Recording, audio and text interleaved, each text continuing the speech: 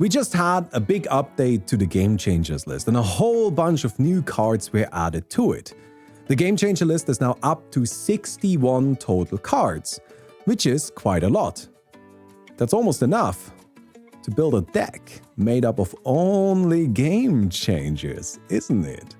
Now, it's not quite true because there are 61 Game Changers, but a bunch of them are lands. So if we put all of them into a deck and then just to fill up the remaining slots with lands, we end up with a deck that has 45 lands, which is fine. I mean, it's not great, but it's fine. It is somewhat playable, I suppose. Unfortunately, we also don't have a commander because there is no Game Changer commander that's 5 colors. So for this deck to work, I had to pick a commander that isn't on the Game Changer list. Sorry. However, to make sure that our commander isn't really impacting the game too much, I deliberately chose Progenitus. Progenitus isn't a very good card, and that's kind of the point. If I had chosen Najeela, then every game I would have played would have been a Najeela game, right? It wouldn't really have mattered that my deck is a gimmick deck full of Game Changers, since, you know, I am playing Najeela. So these are the rules. I am playing Progenitus as my commander. I have the deck filled with only Game Changers and lands. Now, as far as the lands are concerned, I am not playing any lands that have additional effects other than creating mana.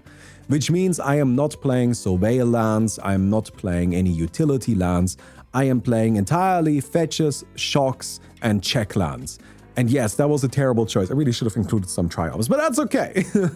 This deck is not well thought out, but it is funny. So after spending approximately 5 minutes deck building this garbage, I went onto MTGO and looked for a game. No Game Changers. Oh, I don't know. I think that's the one thing I can't do. I mean, I guess I have to say bracket 4, don't I? Now, admittedly, I'm not entirely sure what power level I should categorize this deck as. Per definition, this is a bracket 4 deck. I mean, it is the most bracket 4 deck imaginable. However, it is also terrible. It plays 45 lands. There are no synergies. There are a lot of cards in there that just don't make any sense. Like, for example, Natural Order. We play exactly 3 green creatures. So I guess we can sacrifice Kinnan to go into a Seedborn Muse, which doesn't do anything without Kinnan. So, you know, it's not exactly good. But technically speaking, it is bracket 4. Now, despite that, I still joined a bracket 3 game for my first match because I felt like, you know, it's probably fine. It's just kind of a weird gimmick deck. Now, honestly, those players might have disagreed with that because one of them just left immediately without even seeing any of our cards. I guess pure fear struck into their soul. But we actually had a really good start in this game. I got a Necropotence out really early that, of course, gave me a whole bunch of card draw. And then I managed to do something absolutely insane. I imprinted Teferi's Protection into Panoptic Mirror.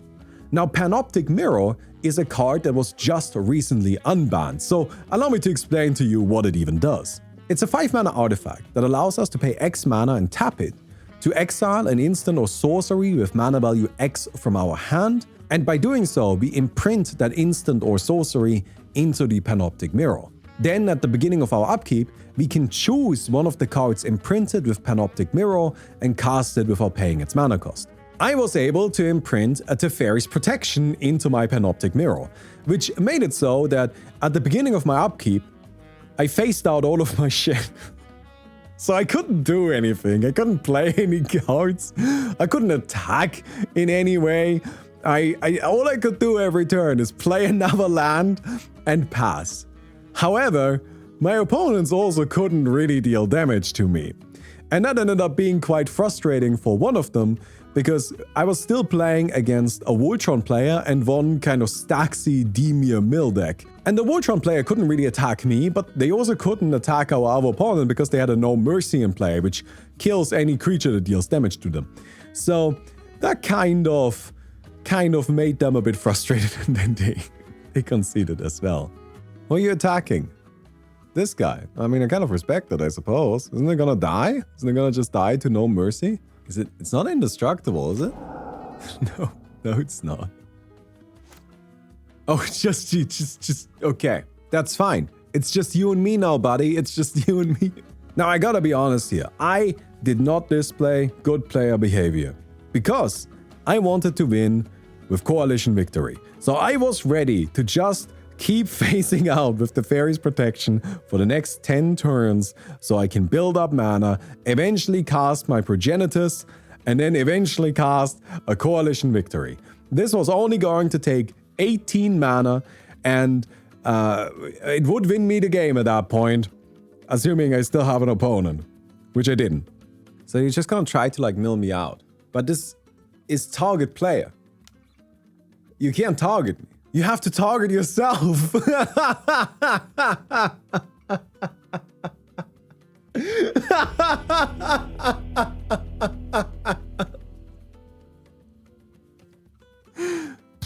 Got him.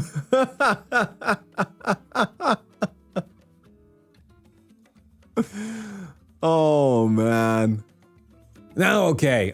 But at this point, I gotta be honest. I felt a little bad. I mean, I'm playing a bracket 4 deck. And that Panoptic Mirror Teferi's Protection combo was really nasty. And now, admittedly, I could do the exact same thing in bracket 3 because that only took 2 game changes. And I think that's actually a problem, right? I do still wish that there was a bracket 2.5, something that is stronger than precons but doesn't have to play with these shitty cards. But anyway, setting that aside, I took my deck into bracket 4 games. I started hosting bracket 4 games on Magic the Gathering Online, where people joined knowing that I was playing a bracket 4 deck. By the way, if you enjoyed the video so far, don't forget to give it a thumbs up. We're still experimenting with new stuff, and this is new. So I really kind of need your feedback to figure out if this is worth doing. Anyway, let's keep going. In the first game, one player went for a Hermit Druid combo and immediately killed themselves. Okay, everything is in the graveyard. Acorn Harvest. Make some squirrels. Okay. Sack 'em? What's it called? Dread Return, yeah. Into Necrotic Ooze. I mean, it has a handful of abilities. Creature gets Undying. Okay. Got 1 mana. Oh, it's died. Okay. It made a mana. It can sacrifice itself to add a black. Now you've got 3 black mana, but it's gone. It's not coming back, right? It had a counter on it. Wishclaw Talisman. Search your library. I mean, I'm not entirely sure how successful you're gonna be there with your 0 cards in deck. That's gaming, everybody. Oh, concede. The Hermit Druid into fuck. How does this combo work? It's a true combo. So that was fun.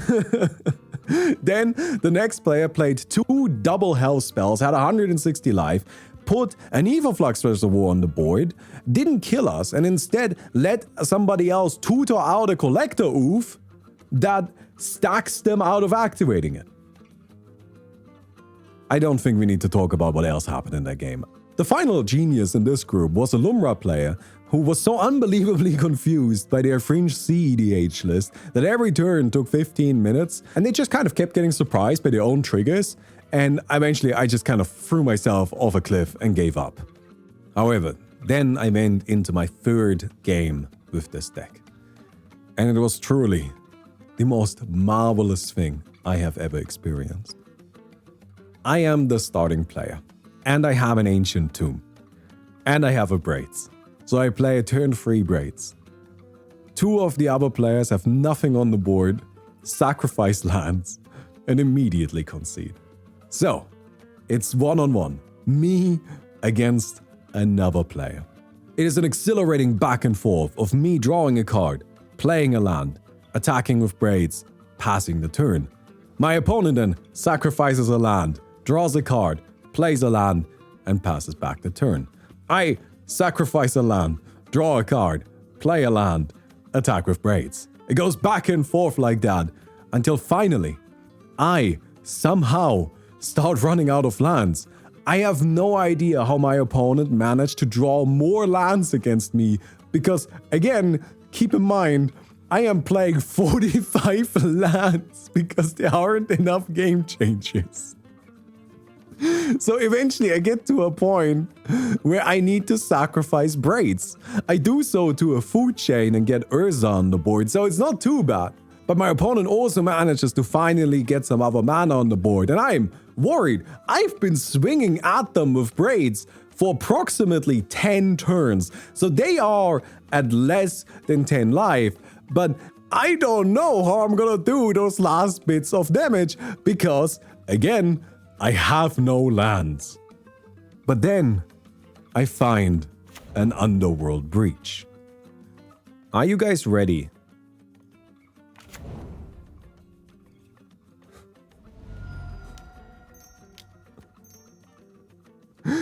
For the world's shittest underworld breach.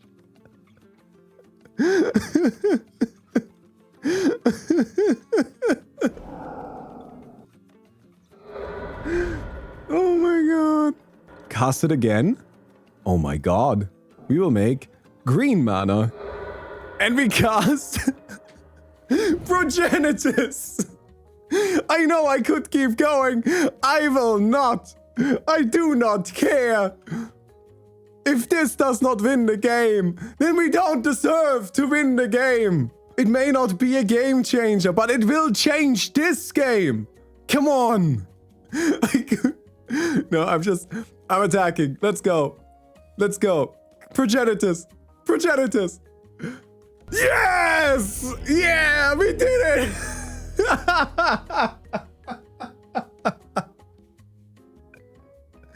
Oh my god. From here on out, I played a couple more games because I just kind of wanted to feel the deck out a little bit more. Game 4, I went up against Norm and Anim Pakal, who just kind of murdered each other on the board. And I just played a Glacial Chasm and hid behind the Glacial Chasm. And then eventually my opponents gave up because they didn't have a way of dealing with it. And honestly, this is something that I thought was very, very noticeable if it came to this deck. There are some game changes that are still just way above everything else. They are so much better than anything else on the list. I mean, they're the obvious candidates like Rhystic Study and Smothering Tithe, but Glacial Chasm is just absurd. You need something to deal with it or you just simply cannot win against it. And to loop that around, that's just not a card that I would ever want to play against, and so I don't want to play in Bracket 3. Overall, my experience with Bracket 4 was that they were some of the worst Commander games I've ever played. This may sound overly harsh, but it just felt like there was no idea from anybody what Bracket 4 even really means. The decks were super unbalanced, nobody had any clear idea what to actually expect, there was no cohesion between decks or players, there was a complete lack of identity. And that's of course because it's not clear what Bracket 4 even is. The new definition that they've just released with the new updated graphic, with the new text for it, has just made it even more confusing. We're now optimized CEDH. What does that even mean? Bracket 3 is too wide. Bracket 4 is too muddy. As somebody that has actually played a bunch of Bracket 4 games now, this has become really, really obvious. It's just in a very poor spot, I have to say. But that's not to say that you can't have any fun with it. In my 5th game here, we had one player pop off immediately, and then they got hit with a single path to exile to their commander and conceded on the spot. The rest of us just kind of chilled for a little bit, and then there was a Joda the Unified that started getting out of hand. They built up a huge board, but I just kind of tutored up a Cyclonic Rift and put it all back into their hand, played a Drannith Magistrate and shut that all down entirely. And then with a Rhystic Study and Smothering Tithe on the board, I did it. I got the dream. This is red Progenitus. Okay. I think we do play the Tabernacle, right? And this just stacks out our opponents a little bit more? Okay. Come on. Come on, we're fucking one turn away from it.